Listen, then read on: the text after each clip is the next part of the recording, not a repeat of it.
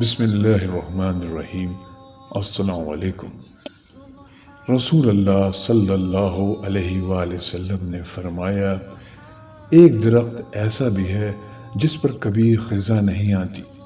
مسلمان کو اس درخت سے تشبیہ دی جا سکتی ہے، بتاؤ بھلا وہ کون سا درخت ہے؟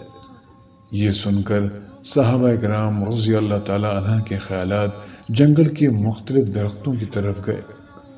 حضرت عبداللہ بن عمر رضی اللہ تعالیٰ عنہ کہتے ہیں، میرے دل میں آیا کہ وہ کھجور کا درخت ہو سکتا ہے، مگر میں مجلس میں کم عمر ہونے کی وجہ سے کچھ کہتے ہوئے شرما گیا۔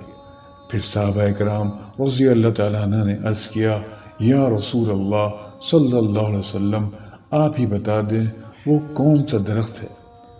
آپ صلی اللہ علیہ وآلہ وسلم نے فرمایا، وہ کھجور کا درخت ہے۔